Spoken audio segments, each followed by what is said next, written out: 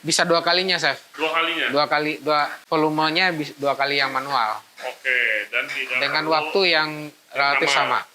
Jadi step by step proses produksi kita itu bisa kita install di mesin, bisa di custom. Gila lu beli cuman buat rendang lu beli mesin kayak gitu. Kita lagi nyari new experience supaya bisa kita keluar dari zona kecil, naik ke menengah, naik ke industri besar gitu kan. Kita lanjut langsung yang sesuai standar nih. Sesuai standarnya, iya, betul. Ini juga bisa diatur sendiri. Iya. Custom sesuai dengan kebutuhan masing-masing. Zaman sudah modern. Customer kita itu kan heterogen banget. Tidak cuma orang Padang. Tidak hanya orang Padang saja. Kita menghadapi komplain dari customer. Saya orang Padang tapi rendang bukan begini gitu kan.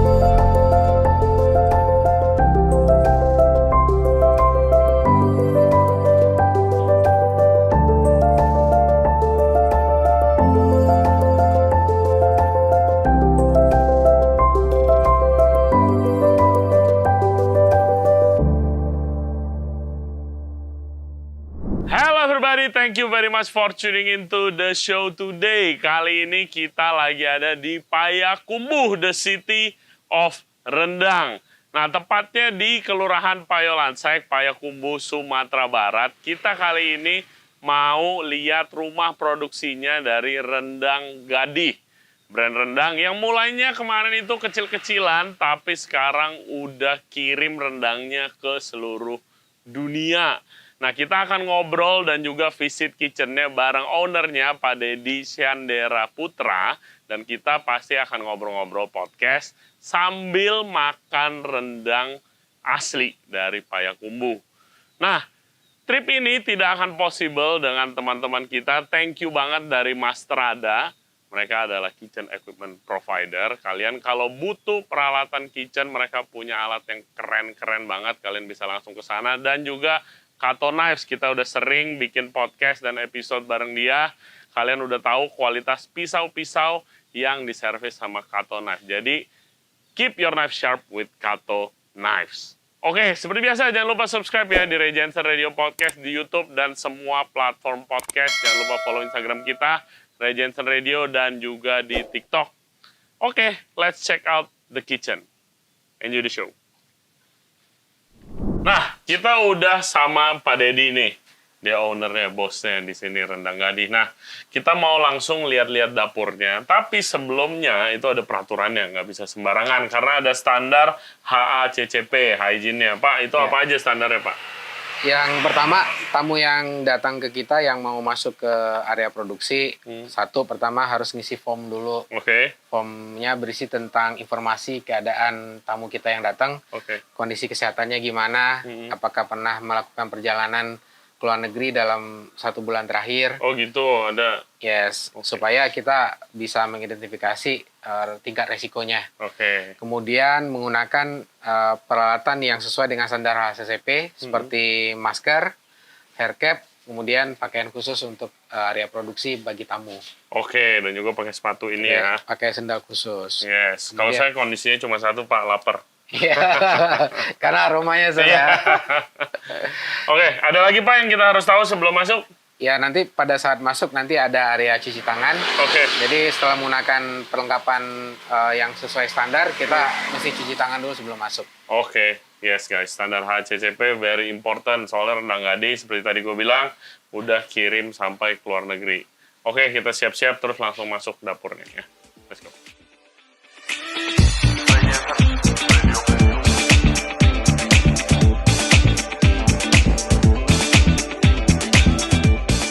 Apa yang bisa pertama kita kasih lihat nih Pak? Oke, yang pertama kita lihat di sini ada filter air UV. Oke. Kita menggunakan filter air UV untuk memastikan air yang kita gunakan di selama proses produksi dari awal sampai akhir itu memenuhi standar air minum, Chef. Standar air minum. Standar air minum. Jadi standar tuh kan ada standar air bersih, yes, sama standar air minum. Ya. Oh, lebih di atasnya lagi. Di atasnya lagi. Jadi istilahnya itu air yang kita gunakan itu layak minum. Dan kita melakukan uji lab juga. Oh. Ada sertifikat dari labnya juga, Chef. Oke, itu perlu buat standar HACCP atau standar HACCP. Harus air yang bisa diminum. Jadi misalnya air keran ini gitu yang dipakai semua sebenarnya bisa diminum gitu. Bisa diminum. Wow, oke, luar biasa. Standar HACCP harus air minum. Baru tahu tuh saya, Pak. Oke, jadi diinstal filter gitu ya. Iya, ada UV-nya juga sekalian.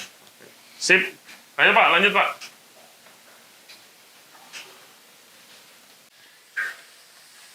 Oke.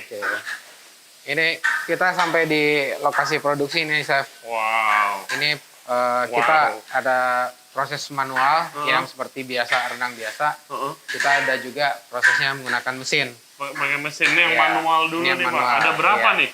Total? Kita ada 9 tungku. 9 tungku. Iya. Berapa lama? Ini apa Pak? Ini apa yang lagi dimasak itu? Ini nanti buat rendang iris. Oke. Ya. Ini bumbunya aja atau? Ini masih bumbunya, Chef. Oke. Iya. Nah, bumbunya kan udah pasti asli daerah sini. Iya. Kan dari mana? Dari Payakumbuh. Dari Payakumbuh, maksudnya dari pasar gitu? Dari pasar. Oke. Terus disote di sini. Iya. Dan ini nggak boleh berhenti kan numisnya. Berapa lama Pak numis? Total kira-kira kita satu batch itu bisa sekitar 4 jam lah. 4 jam? Iya. Numis bumbu, nggak berhenti? Sampai selesai, Chef. Oh, udah Total itu udah waktu hampir selesai. Iya. Numis bumbunya kira-kira berapa lama?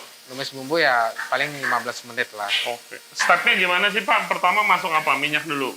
Minyak dulu, habis itu bumbu. Bumbunya sekali dulu, masuk tuh? Sekali masuk dulu semuanya, ditumis. Habis itu masuk santan, Chef. Iya. Nanti kita nungguin dulu, diaduk terus sampai minyaknya keluar. Oke, kalau ini udah step apa ini? Nah, ini dia udah masuk bahan bakunya. Ini kita lagi bikin jamur suwir.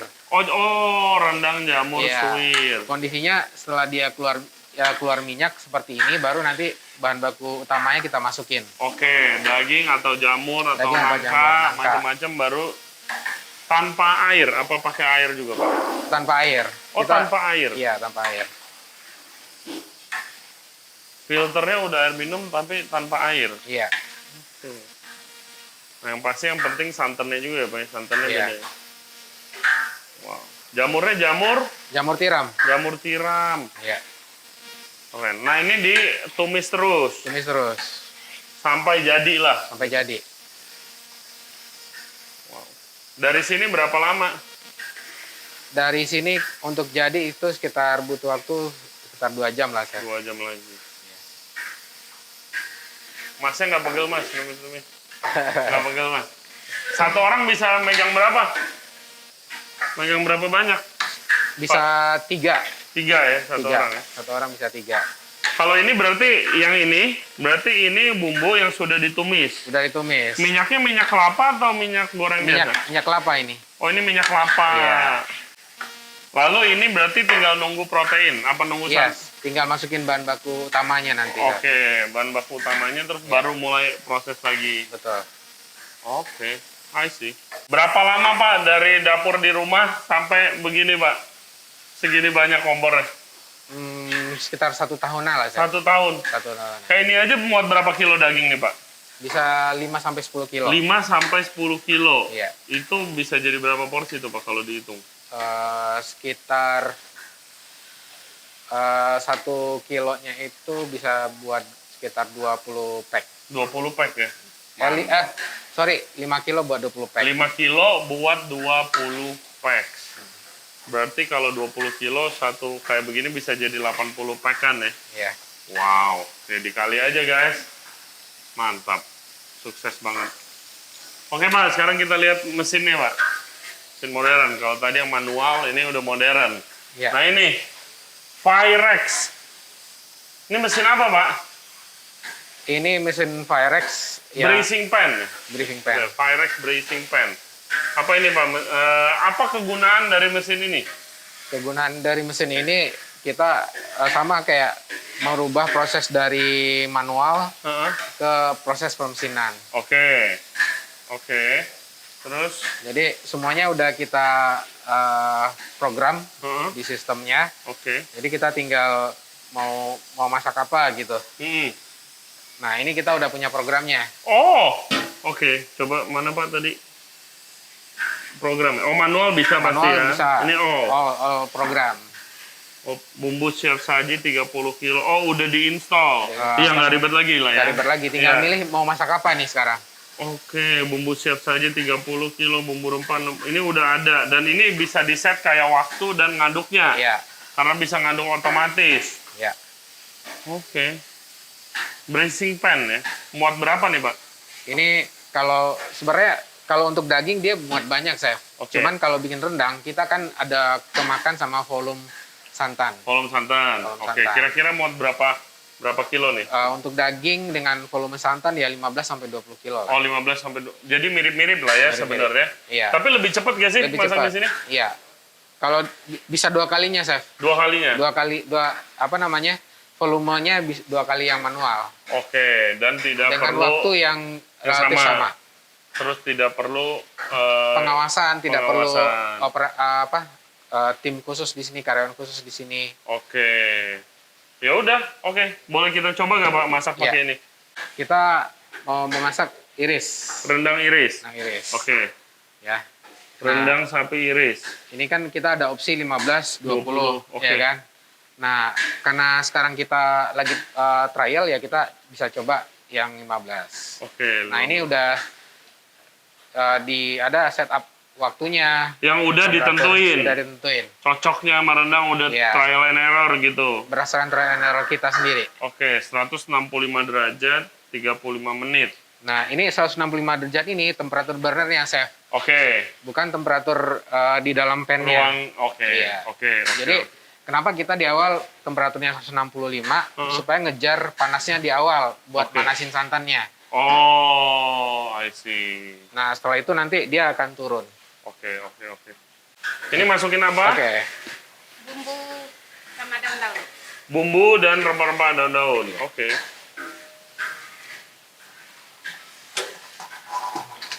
Masuk. Bumbunya semua dari Payakumbuh dan juga resep keluarga. Resep rahasia.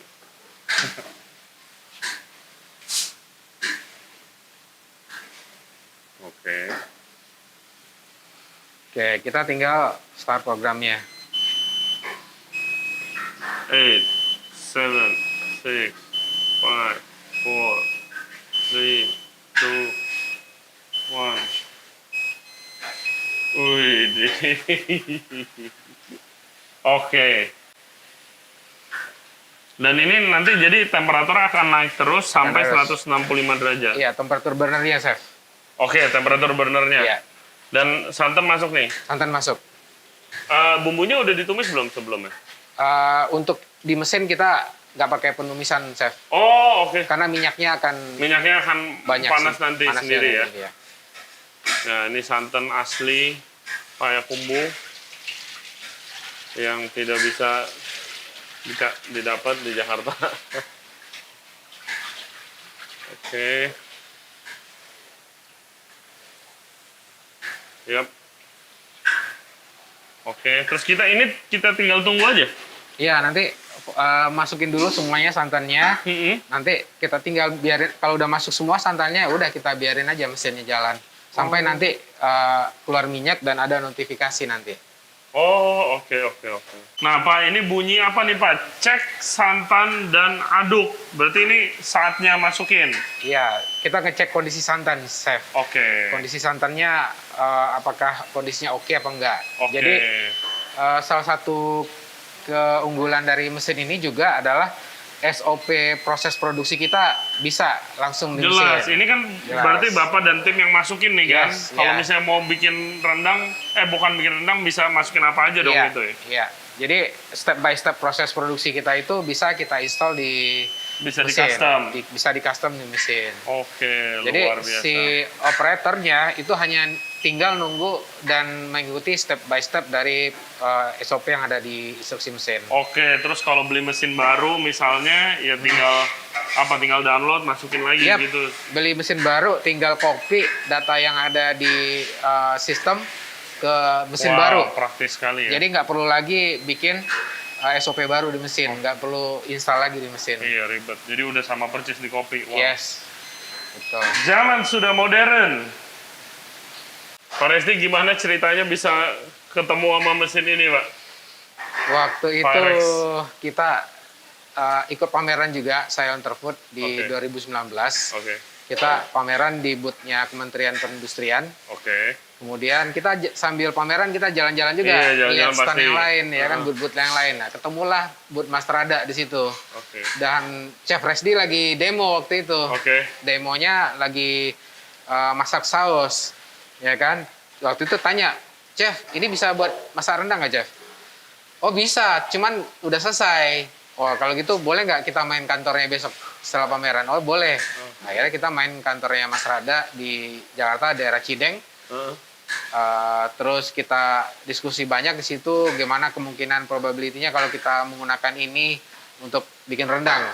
Nah, informasi dari Chef Resdi dan teman-teman di Mas Rada, wah ini bisa buat masak rendang. Udah. Terus baru coba Ya, trial dulu kita dong di trial sana dulu. ya? Iya, trial dulu di sana. Akhirnya di Mas Rada waktu itu ada satu unit yang memang buat trial ya, yang kapasitas 30 liter. Ya enakan bisa gitu, langsung coba dulu. Karena coba kan dulu. beda-beda kan, ini mau rendang mau... Ya.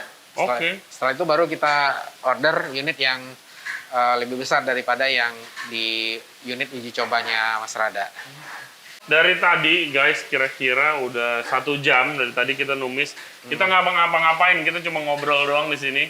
Nah ini ada tulisan masukkan daging, berarti ya udah tinggal masukin daging. Masukin daging, tinggal Iya. pencet oke, dia Oke. ada prosesnya lagi. Iya, ada proses lagi. Ini kalau kita pencet oke nih misalnya berarti ya. prosesnya berlanjut. Iya, kita lanjut langsung yang sesuai standar nih Sesuai standarnya, suhu-suhunya. Iya, betul. Nah sekarang kita buka, kita lihat. Nah, ini setelah 1 jam berarti dia numis sendiri ya, Pak? Dia numis sendiri. Suhunya udah diatur, Suhunya waktunya diatur. udah diatur. Iya. Kita bener-bener nggak usah ngapa-ngapain. Iya. Amazing. Dan bisa langsung banyak. Iya. Santannya ini udah kondisinya udah Iya. susut nih saya. Udah susut, Iya. udah karamelisasi, ganti warna. Iya. Ini sekalian belajar bikin rendang yang otentik nih. Oke, daging silakan boleh masuk. Ini kira-kira berapa kilo, Pak? Untuk Daging? 15 kilo. 15 kilo daging. Sengkel ya. Oke. Kenapa Bapak kepikiran nyari mesin ini? Apa karena kebetulan aja? Atau emang lagi ada problem pengen dicari solusinya waktu dari manual ini? Iya. Sebenarnya kita memang lagi nyari-nyari. Oke. Nyarinya sih alat atau mesin yang bisa memudahkan kita di proses produksi, yang pasti kita pengen proses produksi hasil produk kita itu konsisten. Oke. Kualitasnya konsisten, itu intinya. Kita mau jaga kualitasnya stabil. Makanya kita jalan-jalan di pameran, kita selalu datang kalau ada pameran buat teknologi makanan, perawatan mesin, food and F&B lah ya. Iya. Kita selalu datang biasanya. Iya, banyak yang nggak kepikiran loh pasti kan. Banyak yang nggak kepikiran. Kayak, oh ya mungkin mikirnya oke nambah kompor. Iya, Tapi iya. ini selain konsisten, ya kan pasti soalnya mesin udah diprogram semuanya. Yang kedua waktunya juga bisa Iya, lebih cepat ya. lebih cepat. Karena apa ya? Karena Panasnya lebih merata. lebih merata, Iya. jadi bikin rendang nggak perlu 4, 6, 8 jam Iya. lagi. Wow, oke. Sangat menarik. Iya, dan ini sih kelihatannya guys, kalau bikin rendang aja bisa, bikin rendang kan ribet ya. Bikin apa, sambal, saus, apapun Iya. itu dari Indonesia, Chinese, Western, Japanese, semuanya pasti bisa. Masih bisa. Ya kan, bikin apa lagi, sup. Ya kan, suhunya bisa sampai berapa sih ini? Untuk burnernya itu bisa sampai maksimal 200. 200, oke. Ini sih lah buat Iya. anything. Buat nge-brace ya, namanya aja Iya, bracing pan ya. Bracing pan. Ya cocok banget sih buat makanan Indonesia, gulai-gulayan yang emang di brace biasa. Ah, Oke, masuk lagi. Sekali masuk tuh ini berapa? 5 kilo? Oke, berarti sekali lagi habis ini.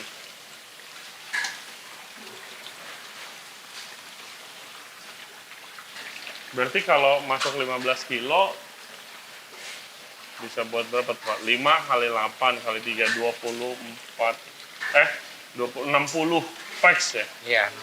60 packs. Nah, ini kan Bapak udah berhasil membawa nama Rendang Gading sampai ke seluruh dunia nih Pak. Nanti kita akan ngomongin lebih detail. Tapi rasanya gimana sih Pak punya brand rendang yang udah diakui nama, rasa, dan kualitasnya sampai di berbagai dunia, di Iya. berbagai bagian dunia. Gimana rasanya jadi owner brand seperti itu Pak?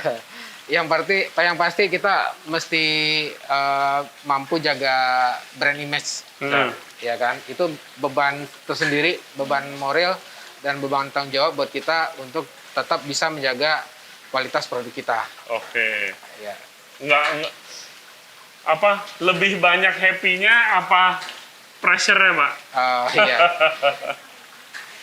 Dua-duanya lah, itu saling inilah ya, happy juga, ya kan? Pasti bangga dong. Bangga juga. Terus kalau ada ini happy problem, ya kan? Ya happy problem. Happy problem. Apa produksi nggak cukup nih? Produksi nggak Itu cukup. happy problem Iya. ya.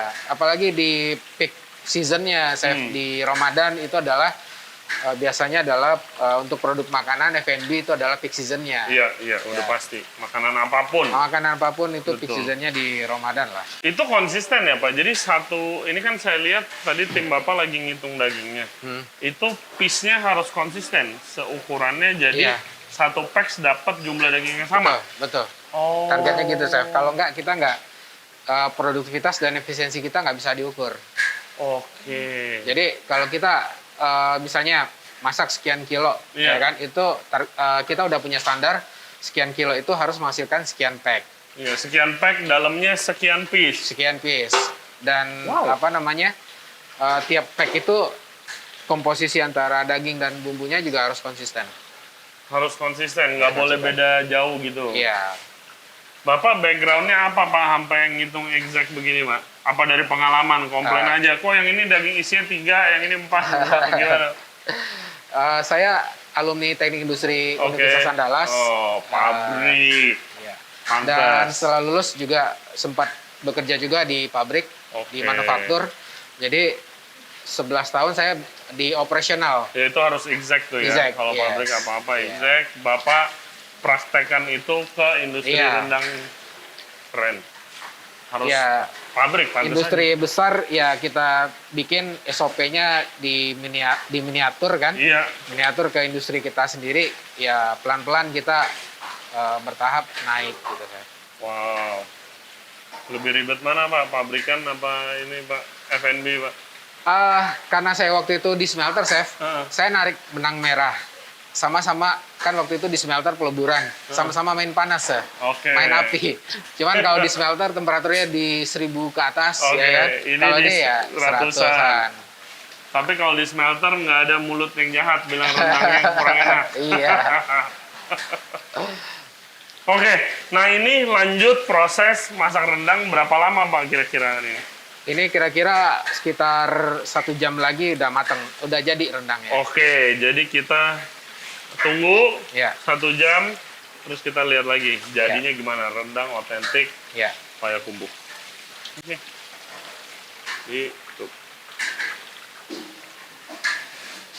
Oke, Pak Dedi, ini kan lanjut masak. Tadi daging udah masuk. Ya. Berapa lama kira-kira kalau pakai Firex Braising Pan sampai jadi rendang nih?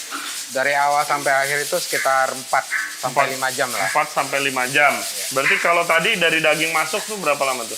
Sejam? 1 jaman. 1 jaman? 1 jam sampai 1 jam setengah. Oke, ini kita lihat nih ya, udah jadi ya. Pasnya gelap, warnanya gelap. Sudah terkaramelisasi. Nah ini bisa bolak-balik ya, itunya ya. Putarannya bisa bolak-balik ya. Terus kita bisa kasih jeda, Chef. Oke. Jeda, stop dulu, baru muter lagi. Buat apa ya dikasih jeda gitu? Supaya kalau dia terlalu muter nanti takutnya nggak kemasak bener-bener ya? Takut hancur, Chef. Oh iya bener. Jadi ini kita kasih putarannya pelan. Oke. Terus kita kasih jeda waktu stop juga. Oke, biar nggak hancur dagingnya, karena dagingnya udah empuk banget gitu. Ya. Oke, wah baunya.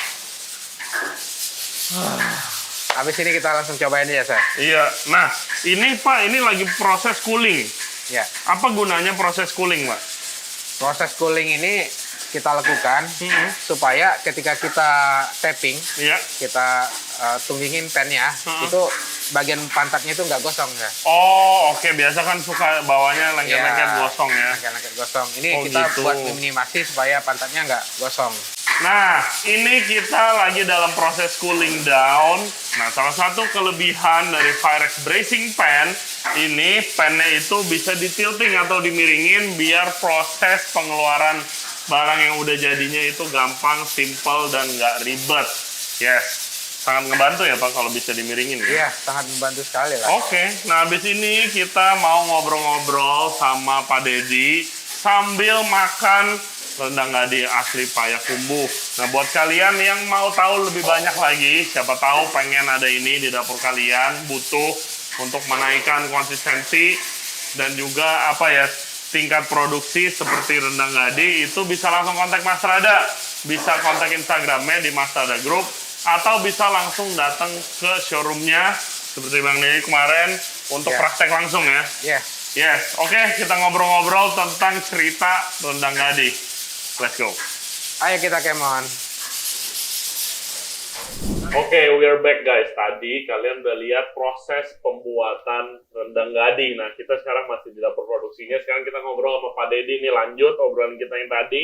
Gue mau nanya-nanya soal apa ya, cerita dari rendang gadi, sebuah brand rendang yang udah sekarang udah mendunia nih, ekspornya banyak banget, kayak kirimnya dari Amerika, Jerman, Malaysia, Hong Kong, Singapura, Korea, Inggris, dan masih banyak lagi mau nambah.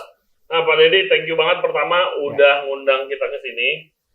Kita tadi udah lihat dapurnya, produksinya luar biasa. Kita mau nanya, kapan mulai rendang gadi? Ceritanya gimana bisa sampai sebegini? Oke, sebelumnya terima kasih saya sudah berkunjung ke dapur produksi kita. Sama-sama. Kita itu berawal di akhir tahun 2015. Kita itu 2015 akhir kita mulai trial produk. Terus kita baru efektif mulai jualan itu 2016 lah ya. Kenapa ada ide bisa jualan rendang? Ceritanya gini, sebelumnya itu saya bekerja di Tangerang. Ya istilahnya itu kalau orang Minang merantau lah ya. Oke. Saya merantau ke... Di industri apa tuh Pak? Saya waktu itu di industri smelter, peleburan. Pabrik gitu ya? Pabrik. Jadi waktu saya di Tangerang itu, teman-teman di sekitar rumah, itu kalau saya balik kampung, pulang kampung pas Lebaran, mereka minta oleh-oleh teman-teman itu. Terus pernah sekali saya bawain rendang. Nah, disitulah awalnya bermula ya kan. Begitu saya bawa pada nitip rendang, tahun depan minta lagi, nitip lagi.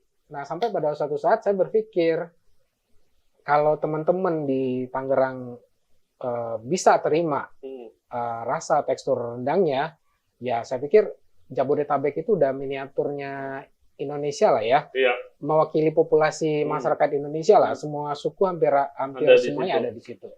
Jadi saya pikir ini rasanya udah rasanya bisa diterima oleh populasi masyarakat yang ada di Jabodetabek.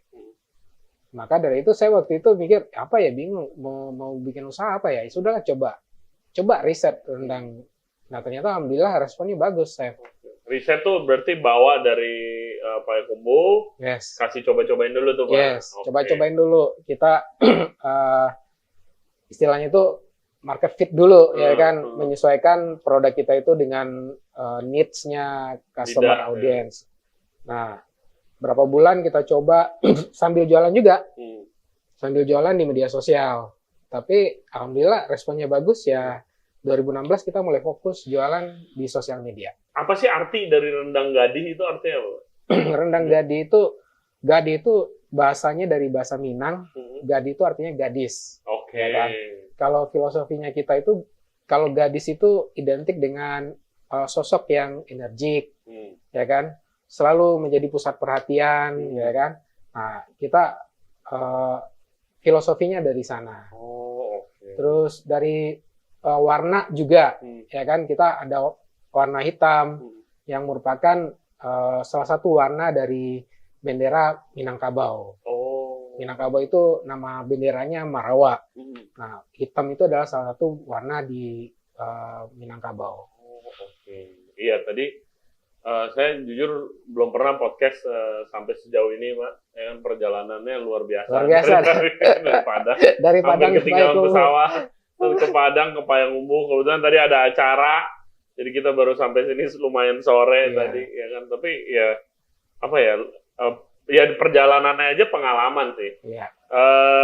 Bapak pertama kali jualan rendang gadih, produk pertama apa yang diluncurkan? Kita launching pertama kali rendang tumbuk. Rendang tumbuk, which is Rendang ini nih ya. Yang ini, yang Ini ya. bulat-bulat. Yang kayak bakso ya, Kayak meatball. bahasa Meatball. Kenapa? Kenapa nggak jual rendang yang kayak biasa potongan? Karena kita berpikir waktu itu kita harus melakukan penetrasi pasar. Hmm. Artinya ketika kita penetrasi pasar, berarti kita harus menghadirkan produk yang unik, ya kan, yang orang belum pernah lihat atau baru sesekali lihat. Karena rendang tumbuk ini sendiri sebenarnya adalah tradisi dari Payakumbuh sendiri. Oh gitu. Iya. Ini saya ambil cobain ya guys. Katanya tadi minta sendok garpu dikasih kobokan, katanya ini di Payakumbuh. Iya. Nggak Nggak abdol kalau pakai tangan. Mesti Oh, pakai iya. tangan. Terus Pak, ini jadi emang makanan asli sini rendang Iya, tumbuk ini. asli dari Payakumbuh. Dan biasanya dibikin pada saat ada pada saat acara adat, kemudian pas Lebaran. Jadi kalau ada acara adat, ini biasanya ditampilkan atau disajikan lah pada saat acara-acara adat. Enak banget. Mantep banget bumbunya. Iya.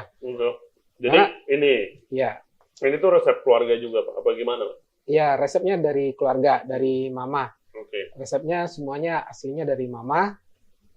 Dan kita pun berproduksi pertama kali itu dari dapurnya orang tua saya, dari mama. Nyobain dulu Mama. Nyobain dulu. Harus Setelah produksi kita mulai banyak, demand-nya mulai ada, barulah kita bikin dapur produksi sendiri. Oke. Udah berapa lama nih dapur produksi ini?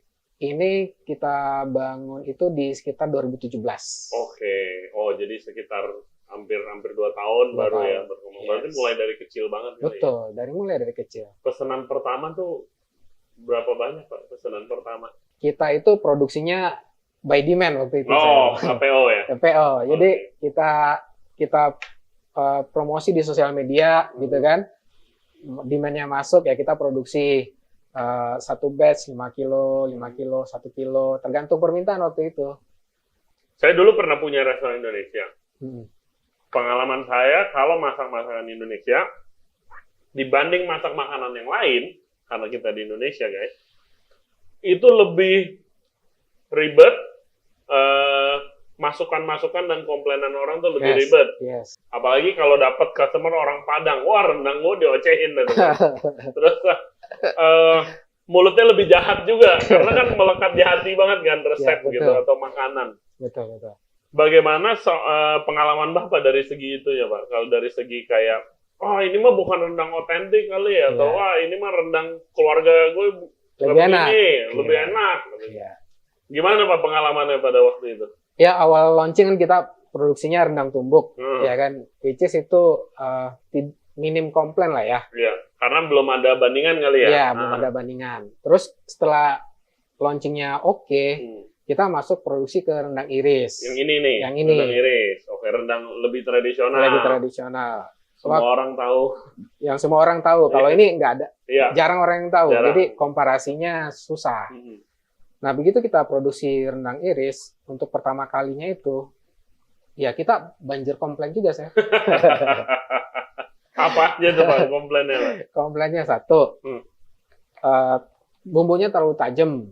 Yang kedua, rendangnya keras. Soalnya tradisi Minang itu, rendang itu memang seperti itu. Rendang itu, dagingnya itu memang keras. Iya, Karena tradisi itu betul. dibawa buat naik haji, Iya. dan Buat dia jalan mesti kemana. tahan lama. Ketika dia harus tahan lama, dia mesti kering. Iya. Kelembabannya, moisture-nya inilah ya, teksturnya jadi lebih kering. Iya, jadi guys tadi cerita, jadi selama perjalanan dari Padang ke Payakumbuh kan jauh banget, kita stop makan nih di rumah makan, pesen ada rendang kan, kita makan, gua nggak kekunyah, alot banget bener-bener kunyah ya. Emang waktu itu sempat Pak Deddy sempat cerita rendang kalau asli itu emang kering Iya, gitu. kering. Nah terus tapi Bapak ngikutin yang mana nih? Ngikutin yang asli apa ngikutin, kalau di Jakarta rendang kan bungkuk Pak? Pongpok, iya.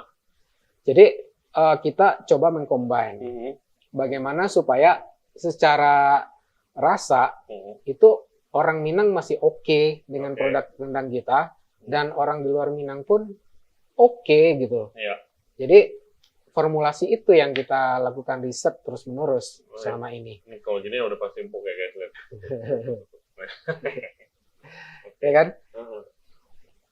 Kalau kita 100% empuk banget. Enak banget. Alhamdulillah. Enak banget. Dan ya mungkin karena saya kan dari Jakarta ya, jadi emang demen yang rasanya nendang banget sih. Memang sih. Kalau awal-awal tuh banyak yang bilang ketajaman rasanya. Iya, awalnya ketajaman. Ya sudah, kita akhirnya melakukan riset ulang, riset lagi sampai kita temukan komposisi formulasi yang bumbunya itu masih oke banget, tapi dia teksturnya lebih empuk. Oke. Dan saya sih selalu nanya ini Pak, kalau orang punya jualan makanan gitu, momen apa yang bikin rendang Gadi itu tiba-tiba meledak gitu namanya, tiba-tiba orderannya banyak lah. Oke, secara kita lihat kalau waktu 1 tahun periode ya, itu kita akan biasanya lonjakan demand-nya itu ada di 2 periode, satu di Ramadan, yang kedua di Idul Adha. Oke. 2 momen itu yang paling besar demand-nya terhadap produk kita. Terus kalau ada momen liburan, ya kan, biasanya pada traveling segala macam. Nah itu juga kalau pas momen liburan itu permintaannya juga bagus. Oh, oke. Nah terus, itu juga yang kejadian sama mitra-mitra di luar negeri kali ya? Iya. Bahwa dulu ini kan tadi udah ada mitra, sistemnya kemitraan guys. Jadi kalau yang nonton ini di luar negeri, siapa tahu aja kan bisa kerjasama sama Rendang Gadi. Ini ada di Amerika, Jerman, Malaysia, Hong Kong, Singapura, Korea, Inggris. Gimana tuh ceritanya? Yang mana duluan nih? Yang pertama itu mitra kita di Amerika, yang Di mitra Amerika. ya, yang mitra di Amerika dulu. Ceritanya gimana tuh dia? Customer dulu dong? Customer, semua mitra kita itu based on customer awalnya. Kita nggak ngerekrut mitra, tapi kita biarkan semuanya berjalan lebih alami, organik. Karena kalau kita misalnya nih, kita buka kemitraan, jor-joran, besar-besaran, ternyata ekspektasi mereka itu tinggi, berlebihan, dan mereka kecewa. Lebih baik mereka coba dulu lah produknya. Mereka coba suka, baru mereka nanti kontak kita sendiri. Di sini udah ada mitranya belum, gitu kan? Ya, misalnya kalau di dalam negeri, di Kalimantan udah ada belum?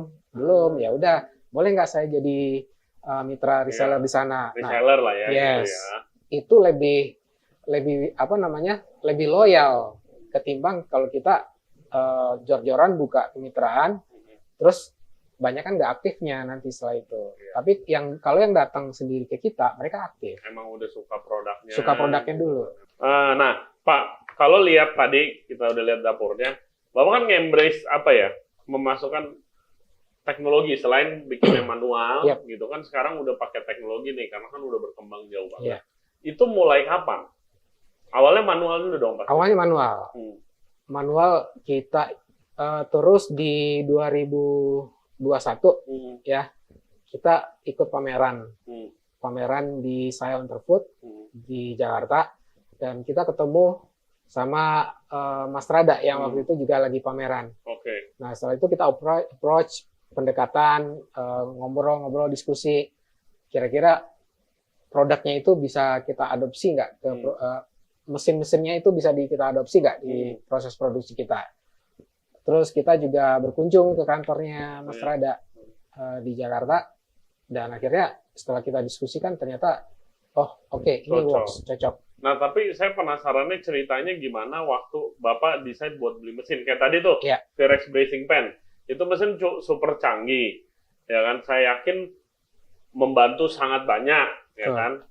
Tadi udah dijelasin juga. Tapi kayak waktu sebelum ada itu, emangnya kendala apa yang Bapak dan Ibu hadapi gitu, sampai decide buat beli mesin itu gitu? Ya, jadi saya kasih komparasi ininya ya antara manual dengan mesin. Iya.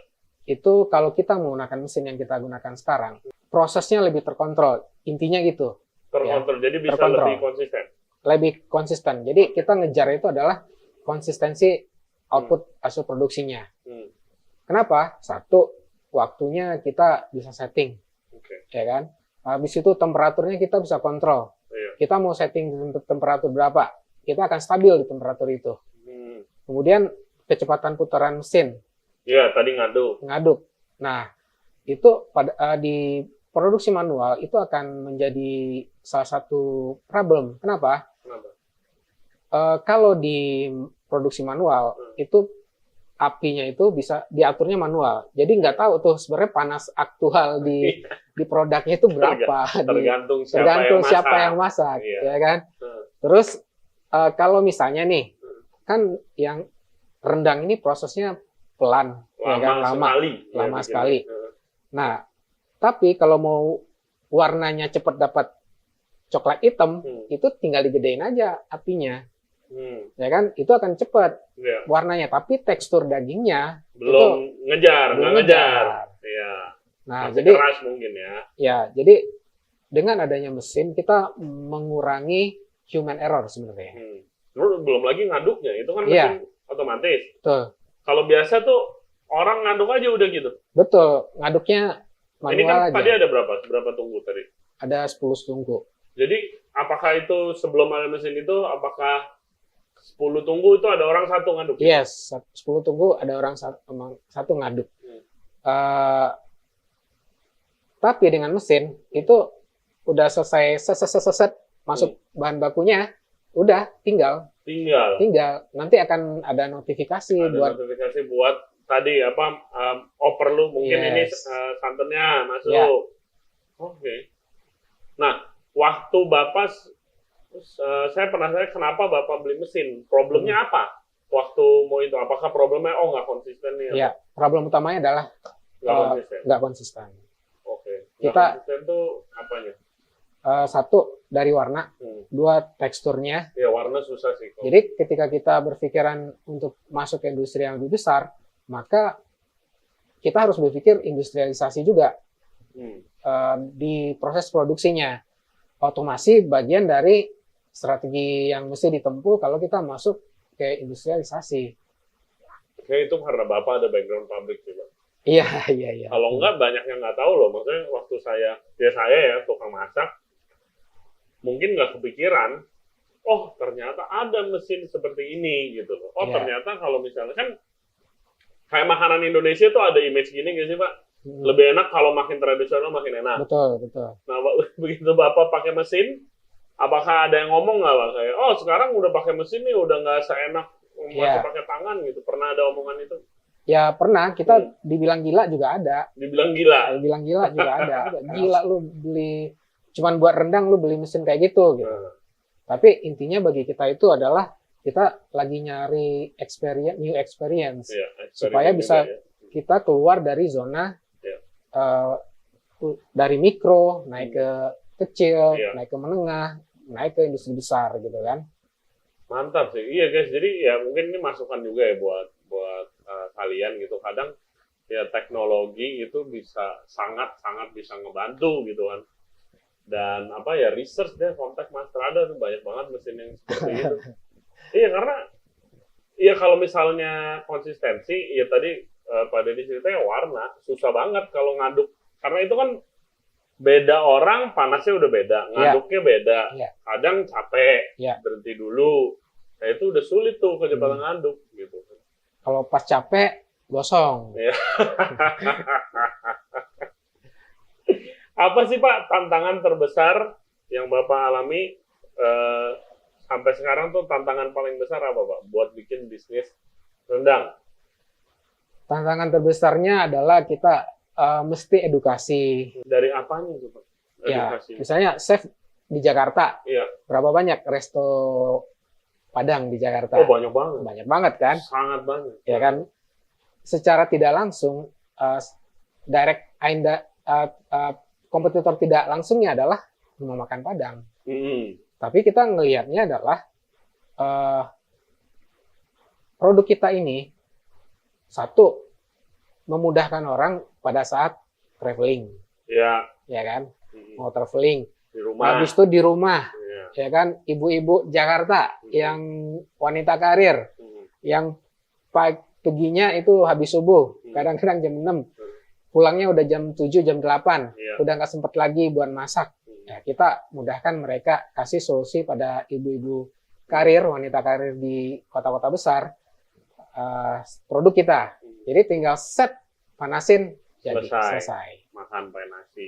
Dan kalau ibu-ibu yang masih pengen experience masak, pengen juga dapat experience masaknya, kita ada lagi produk bumbu rendang. Bumbu rendang nih, yang ini guys. Bumbu rendang guys.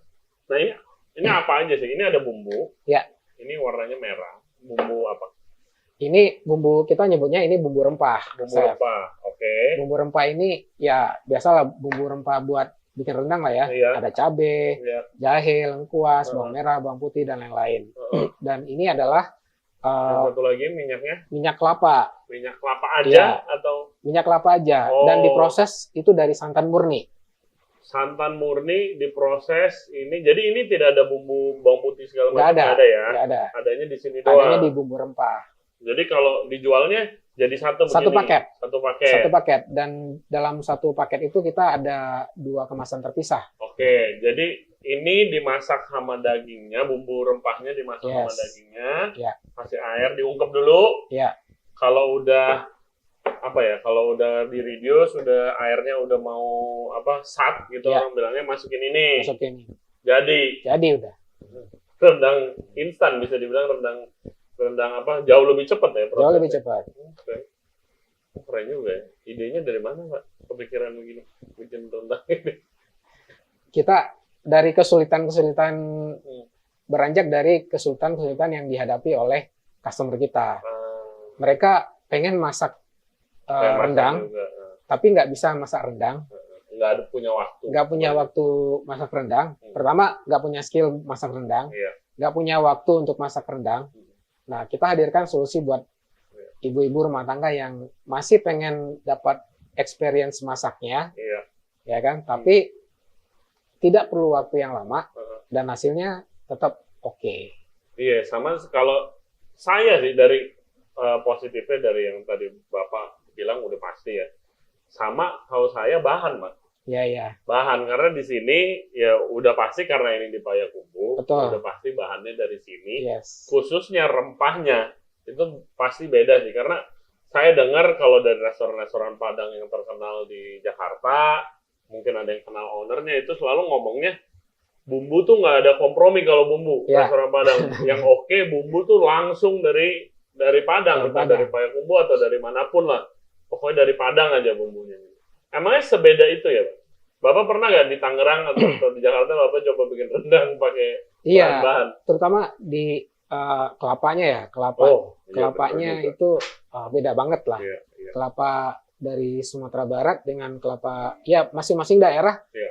punya karakteristik kelapanya sendiri-sendiri lah ya. Iya. Tapi bagi kita di orang Minang, itu kelapa yang paling cocok buat kita produksi rendang adalah kelapa yang memang dari lokal di Minang. Gitu. Lebih apa sih, Pak? Kalau menurut Bapak? Lebih gurih. Lebih gurih ya? Lebih gurih. Terus lebih wangi kalau menurut saya kelapanya. Minyak yang dihasilkan dari proses rendang itu lebih wangi. Setelah Bapak pakai itu tadi flash dressing pan itu bisa nggak ngekat waktu masaknya juga bisa? Ngekat waktu masak bisa. Oke. Jadi kalau manual berapa lama? Kalau pakai itu berapa?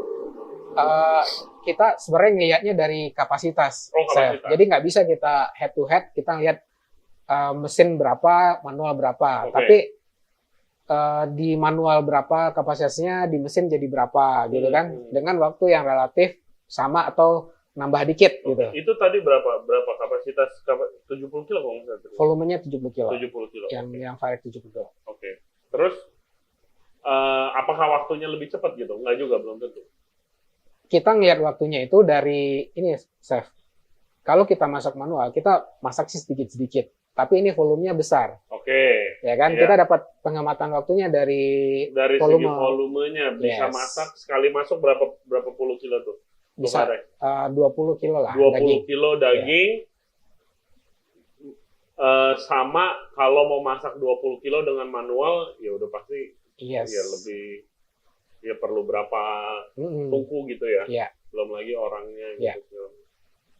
Oke, jadi selain konsisten, berarti save cost juga di gas mungkin, karena masaknya di satu tempat kan. Sama ya di staff cost mungkin ya. Ya, staff cost. Lebih efisiensi gitu ya. Artinya ketika kita nambah mesin, kita nggak perlu nambah orang. Iya. Karena satset setting mesinnya udah tinggal. Iya. Hidup jadi lebih sedikit lebih nggak pusing. Kalau bisa nih, ini anak-anak produksi pengennya semuanya mesin semua. Iya, udah pasti kalau anak-anaknya mah. tinggal nungguin notifikasi, masukin bahan. Nggak capek ngaduk. Nah, dulu Bapak pernah kejadian nggak dari misalnya udah masak nih 2 jam terus gosong tiba-tiba gagal, dicobain pahit gitu, pernah waktu produksi? Untuk yang manual, iya. Itu adalah salah satu potensi reject kita kan, reject produksi yang akan kita hadapi. Dia nggak bisa ditinggal lama. Pada saat dia ngaduk itu apalagi kalau dia sudah sudah jadi kalio, habis itu mulai kan gulai kalio. Yes, masuk itu ke tahap rendang. Nah, kalau dia udah warnanya udah coklat muda atau coklat, apalagi udah coklat tua, itu udah sangat riskan sekali. Kalau ditinggal-tinggal, riskan hangus. Kosong. Ya kebuang semua tuh. Yes. Dulu ya kan kita punya teman sama nih, Uni Reno, yang saya Uni. Salam Uni Reno. Iya, salam. Itu kan pernah saya diceritain, katanya rendang itu kalau di yang area dekat pesisir rasanya lebih berempah, lebih nano-nano rasanya. Kalau yang di area yang udah dekat ke gunung itu lebih sedikit rempahnya. Kalau ini style yang mana? Kalau di Payakumbuh yang seperti ini saya lihat dekat pegunungan. Iya, stylenya istilahnya itu kalau dibilang dare ya. Dare itu darat. Oke, style darat sama pesisir. Ya. Kalau Payakumbuh ya stylenya dare. Oke, style dare. Itu apakah ada bumbunya doang atau ada tekniknya juga beda? Secara teknik sih sama aja. Mungkin komposisi bumbu aja yang beda, Chef. Oke. Komposisi antara cabai dan persentasenya. Nah, sama perbedaan di mungkin item bumbunya juga. Iya. Resep dari rempahnya itu sendiri. Tapi kalau proses masaknya sama aja sebenarnya. Oke. Pak, ini kan rendang lagi lumayan rame nih Pak, kalau di berita-berita, ya kan? Di mana kemarin belum lama tuh Pak Sandiaga Uno, Kemenparekraf kita, itu ngecek pabriknya di Bela Food Company di Bulgaria. Iya. Ya kan mau ada produksi rendang di Eropa untuk macam-macam, diharapkannya itu kerjasama dengan daerah-daerah dan kota lokal. Salah satunya Payakumbuh, mungkin untuk bumbunya atau apanya. Ini kan program salah satu program dari Indonesia Spice Up the World. Nah itu gimana? Udah ada gak sih? Berasa nggak apa impact-nya atau pernah dihubungin kah untuk kerjasamanya? Kalau kita sih terus terang belum dihubungin. Oke, belum. Ya. Dan kita secara detail pun nggak tahu persis ya gimana progresnya dengan Bela Food itu. Kita juga nggak tahu bentuk kerjasamanya seperti apa nantinya. Tapi kita melihatnya bahwa kalaupun di sana di Bulgaria itu berdiri pabrik rendang, ya oke, nggak apa-apa. Kita ngelihatnya dari sisi bahwa itu membantu kita dalam edukasi market. Ya, kita nggak betul. repot-repot lagi edukasi Betul. market Eropa. Ya, dan awareness juga. Awareness-nya juga dapat. Nah, kita ngelihatnya dari sisi situ. Masalah nanti kompetisi di market Eropa, ya itu kan kembali lagi ke value produk masing-masing. Iya, betul. Ya kan? Setuju banget sih, Pak. Setuju banget. Dan nggak tahu, maksudnya yang seperti tadi kita ngomong, maksudnya logikanya paling top kalau bahannya dari sini juga kan ya? Iya, betul. Iya. Itu sih the big goal-nya. Betul. Maksudnya bumbunya dari Indonesia bisa ya dipaksain seperti halnya makanan Thailand, makanan Jepang, makanan Korea. Iya. Ya bumbu-bumbunya dari Korea gitu. Betul. Kayak bikin kimchi, Iya. pakai bubuk cabai Indonesia nggak bakal jadi, contohnya begitu. Ya, terus logikanya misalnya chef nih suka masakan Padang misalnya kan, pengen juga dong ngerasain resto yang ini gimana, resto yang ini gimana. Betul. Nggak mungkin dong satu brand itu doang, selama-lamanya, ya kan? Ya kita ngelihatnya seperti itu. Katakanlah produknya rendang di Bulgaria booming gitu kan? Ya customer-nya kan kita kasih ini rasa yang berbeda loh. Iya, Ya macam-macam. kan? Value yang berbeda dong. Betul, dan ini rasanya ada banyak banget ya Pak ya. Ini tadi rendang sapi iris ya. Sapi iris. Ini rendang tumbuk, ada rendang nangka, jengkol, betul. suwir, ada kerbau juga. Saya belum pernah makan rendang kerbau. Nanti saya cobain. Ayam suwir, jamur, ya ini tumbuk, ada juga bumbu rendang. Nah ini ada rendang singkong. Kalau ini yang bagian sini apa Pak? Ini keripik cemilan. Oke. Kapan launching nih? Dari kapan launching ada keripik-keripik seperti ini? Keripik-keripik seperti ini kita launching ini aja, chef. Bertahap aja. Oke. Buat komplementari ya, pelengkap produk-produk kita. Pelengkap, ya. Kadang kita gunakan sebagai produk penetrasi juga, ya kan? Atau sebagai produk bundling. Oh, lebih gampang nih kalau pakai cemilan. Dan orang Indonesia kan suka nyemil yang garing-garing. Ini kan ada singkong, delado merah. Ya. Desanja itu apa? Desanja itu kerupuk singkong yang biasanya kita sebutnya kalau di Sumbar ini sanjay. Sanjay. Oh, ini bahan kayak singkong itu. Iya. Tapi bukan singkong. Iya, singkong. Oh. Singkong ya. Di Jawa juga ada keripik singkong kan, kayak kesuka gitu. Iya, tapi di sini bilangnya sanjay. Namanya sanjay. Oke. Nah, supaya bisa kita rebranding, kita kasih nama Desanjay. Desanjay. Ada The Talas Yellow and The Talas Balado. Iya. D-nya itu dari Pak Dedi. Oke. Goalnya Pak, setelah ini kan udah berkembang, sekarang kitchennya kitchennya sudah pakai teknologi yang canggih juga. Ini udah punya mitra di beberapa negara.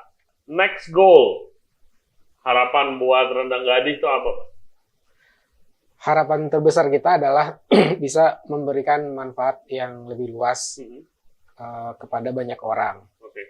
Itu dalam artian luas bisa jadi tim kita sendiri yang internal, ya kan, terus masyarakat yang lebih luas, bahkan untuk kita harapannya bisa memberikan manfaat yang lebih luas ke masyarakat global dunia. Iya, kemitraan gitu.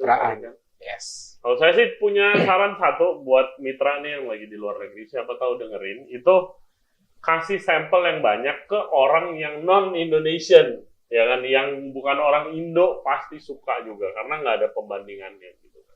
Dulu kecil, waktu saya kerja di luar negeri, setiap tahu saya orang Indonesia dan saya lagi masak staff meal, bilangnya family meal, itu selalu minta rendang. Penasaran gitu. Nah, terus Bapak juga Rendang Gadi pasti punya goal untuk ekspor nggak? Ekspor sendiri? Ya, harapannya pastilah ya. Oke. Kita punya harapan seperti itu. Dan untuk bisa sampai ke level ekspor dengan kuantiti yang lebih besar, tentu kita harus melakukan tes market, validasi market juga, Chef. Testing produk, ya kan. Bahkan di habis Lebaran kemarin ada bule dari Inggris berkunjung ke sini, Chef. Wow. Iya. Bule dari Inggris berkunjung Yes. ke sini untuk apa, ngecek lihat produksi gitu apa? Jadi Diskusi aja dia.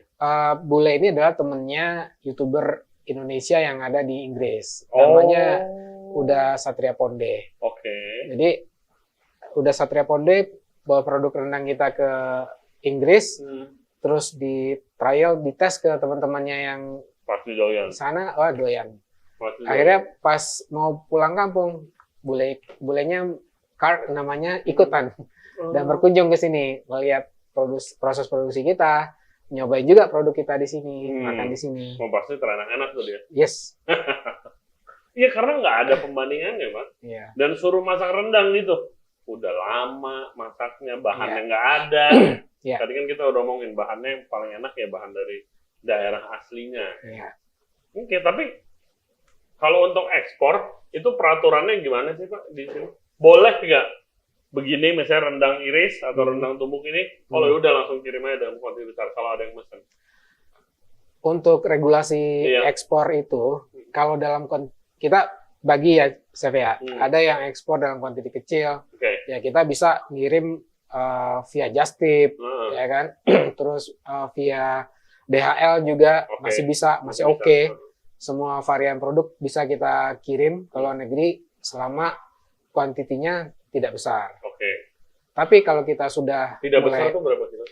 Sampai berapa kuotanya? Mungkin ya let's say di bawah 100 lah. Di bawah 100, 100 kilo lah. Tapi kalau udah lebih dari itu, selain satu regulasinya berbeda, yang kedua kalau kita masih menggunakan DHL, delivery cost-nya gede banget, Chef. Ya kan, mau nggak mau pilihannya adalah laut. Nah, ketika kita kirim dengan via laut, nah itu regulasinya beda lagi. Dan kalau kita mau besar, ekspor dalam kuantiti besar, maka pilihannya memang harus ngikutin regulasi. Regulasi yang ada di negara tujuan ekspornya. Dan beda-beda. Contoh daging Indo, daging produk daging gitu. Jadi beberapa negara ada yang boleh, ada yang nggak boleh gitu. Iya. Rata-rata ya, kita bicara ya rata-rata ya. Overall itu daging dari Indonesia itu rata-rata belum diterima. Belum diterima di negara-negara tujuan ekspor, terutama di Eropa, Amerika, ya kan, Jepang. Itu produk olahan daging yang asli Indonesia itu belum diterima. Biarpun matang, dan karena kan kalau rendang ini kan biasanya dibawa tadi Pak Deddy udah bilang buat orang naik haji kan, dari zaman dulu tuh, karena tahan lama dan nggak rusak. Biarpun udah ada itunya, image itunya tetap nggak boleh ya? Nggak boleh.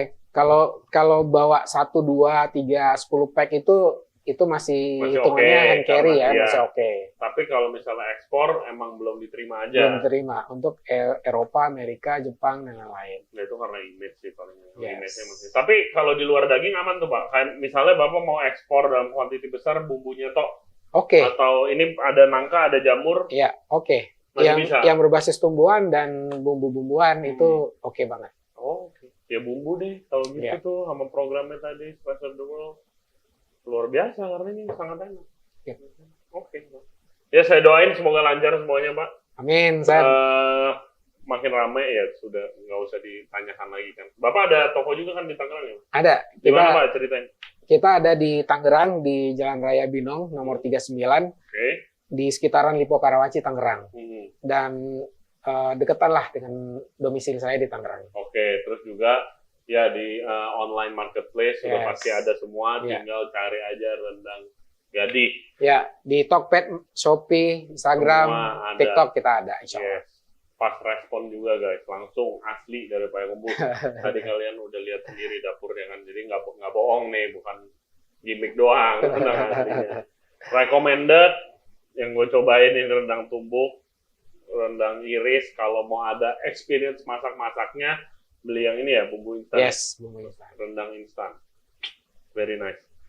Sukses terus Pak Deddy, terima kasih banyak untuk Rendang Gadi udah ngajak kita ke sini. Sebelum kita pergi, balik lagi ke Jakarta. Jadi mau nanya dulu nih Pak Deddy, jadi Radiancer Radio itu udah kasih tahu ke semua listener dan follower kita mau ngobrol Rendang Gadi. Ada beberapa pertanyaan dari teman-teman. Oke, nah ini pertanyaan dari teman kita Unireno. Waduh, Unireno. Begitu cerita, saya mau nitip pertanyaan. Macam-macam. Pertama, gimana prosesnya rendang gadih ini? Apakah langsung tiba-tiba jadi besar atau mulai dari kecil dulu? Pertama itu gimana? Ya, seperti halnya kebanyakan usaha UMKM, kebanyakan ya pasti mulainya dari kecil dulu, saya. Mulai kita rendang gadih itu mulai dari awalnya dari dapur orang tua dulu, rumah dulu. Orang tua, ya kan? Nah, dengan modal yang tentunya masih minim lah, ya kan? Yang penting itu bagi kita pada saat itu adalah kita memvalidasi produknya, market fit, ya kan? Istilahnya itu. Gimana caranya produk kita itu dari segi value produknya dianggap sesuai sama oleh customer dengan nilai uang yang mereka keluarkan. Betul. Value-nya masuk dulu tuh. Kalau udah dapat produk market fit-nya, baru kita melangkah ke step berikutnya.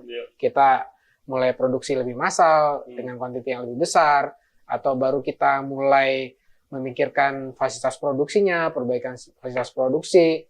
Kemudian kita mulai juga memikirkan regulasi-regulasi yang harus kita taati, seperti halal, BPOM, HACCP, gitu kan, SNI kalau memang dibutuhkan.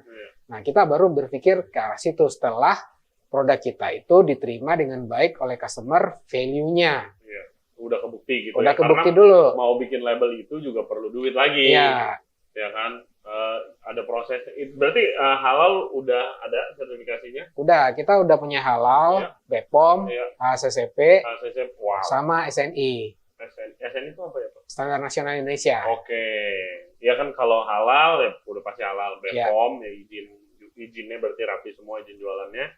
Kalau HACCP guys, buat yang belum tahu itu soal hygiene kan? Hygiene. Soal kebersihan. Safety food. Yes, dan food safety. Itu sangat penting. Udah ada juga. Tinggal SNI. Oke. Mantap. Pertanyaan kedua. Sepenting apa peran budget atau uang yang dikeluarkan untuk ads di sosial media buat orang yang jualan food? Nih bagus nih Pak pertanyaannya. Biar jadi tips. Karena banyak orang yang mungkin kira nggak penting atau penting banget atau gimana Pak? Kalau style rendang Gadi? Kita belajar step by step dengan melihat perkembangan kondisi terkini. Ya, intinya kita stay relevan dengan aktual kondisi terkini. Nah, waktu kita mulai itu di 2016-2017 itu kita kondisinya sangat memungkinkan sekali untuk mendatangkan traffic itu dari paid traffic. Paid traffic dari artinya paid traffic ya, kayak ads ya. Ads. Ya, kita mendatangkan traffic dari ads memang. Karena kita bermain di sosial media, Facebook, Instagram. Ya, itu yang utama ya waktu itu. Ke web juga. Nah, paid traffic kita gunakan untuk mendatangkan lebih banyak traffic ke sosial media kita atau ke website kita. Betul. Lebih banyak yang lihat lah. Lebih banyak yang lihat. Intinya adalah kita perkenalkan dulu, ada loh produk rendang kemasan dengan brand Rendang Gadih, produknya seperti ini, gitu kan. Nah, sambil kita lakukan penetrasi pasar dengan produk-produk baru juga. Jadi setiap kita kita paid traffic kita lakukan berbayar dengan ads, itu kita di belakangnya ada produk pelengkap tuh di belakang. Ya, seperti ini nih, Ya, contohnya seperti keripik-keripik ini ya. Ini juga salah satu, bisa dibilang salah satu Ya. strategi marketing juga. Betul. Jadi basket size-nya Ya. satu kali closing itu customer-nya bisa belanja macam-macam, Macam. banyak. Walaupun pertama itu yang kita yang kita promosiin misalnya rendang tumbuk. Iya. Tapi setelah mereka masuk ke Bisa beli yang lain juga. yes, masuk ke kolam kita, baru kita tawarkan Yang produk lain. yang lain Dengan bundling, dengan bundling, promo macam-macam. Oke. Jadi paid traffic bagi kita di awal itu sangat sangat bagus sekali. penting untuk akuisisi ya, Ya. akuisisi. Customer acquisition. Take note guys itu. Menurut saya setuju juga itu. Marketing bukan ads doang, marketing khususnya buat makanan dan minuman. Nggak cukup enak doang. Enak tuh udah mutlak harus. Gimana kita marketingnya itu sangat penting. Apalagi zaman sekarang dan sosial media ya salah satu fasilitas karena semua Betul. orang kan sekarang siapapun lihatnya sosial media buat berita buat apa. Betul. Konsep kita waktu itu yang kita mindset yang kita tanamkan adalah banyak, mungkin hampir semua orang di Minang ini bisa bikin rendang yang enak. Betul. Tapi apakah semua orang di Minangkabau ini bisa menjual rendang kemasan? Nah, belum tentu. Belum tentu. Iya, betul. Saya sangat setuju tuh. Sangat setuju. Lanjut, pertanyaan selanjutnya. Saat ekspor atau pas mulai, punya pengalaman gagal gak sih? Kita gagal kemarin itu ekspor daging, rendang daging ke Jerman. Oke. Padahal mitra kita yang di Jerman itu mereka sudah ngurusin regulasi macam-macam gitu kan. Gimana sih persyaratan supaya daging ini bisa masuk ke Eropa?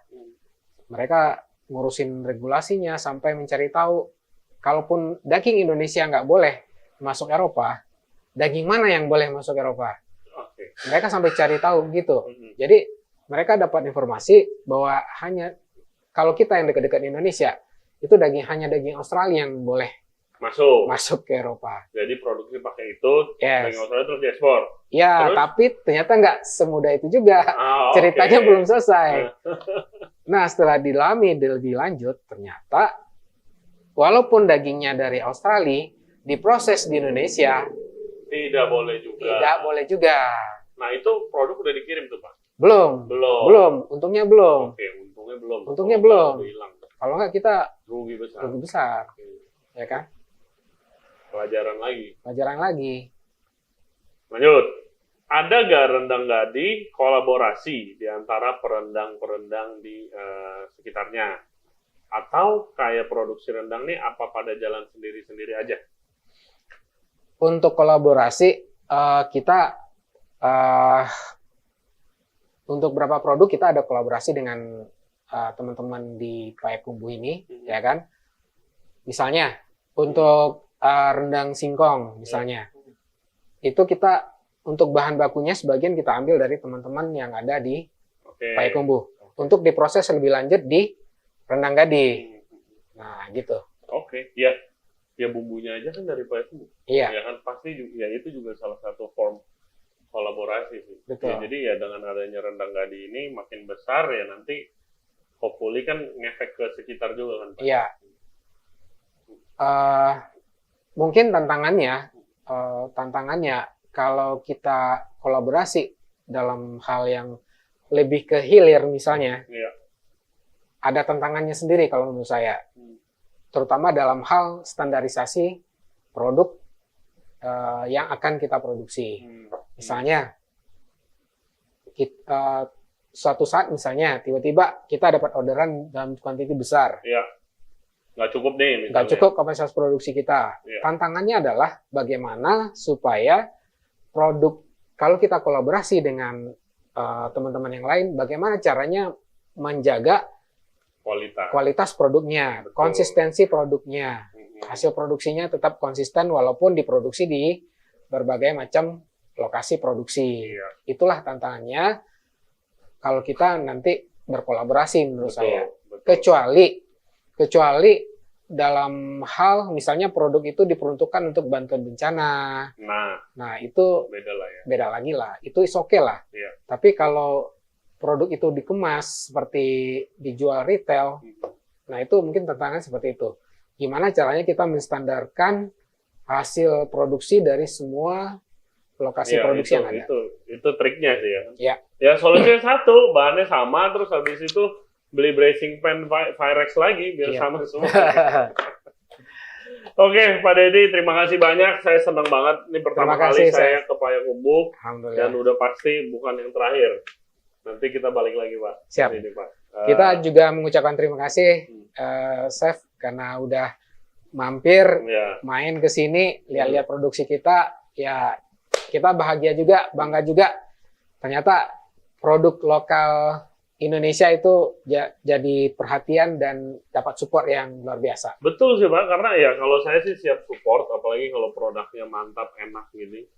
Terus ya Pak Deddy juga welcome dari tadi saya makan kue, buah-buahan nggak berhenti-berhenti. Terima kasih banyak. Dan of course thank you banget buat Mas Rada yang udah bantu kita collab dan membuat trip ini berhasil. Karena rada berat kalau pergi sendiri. Ditunggu kolaborasi Regency Radio dengan Mas Rada selanjutnya ya guys.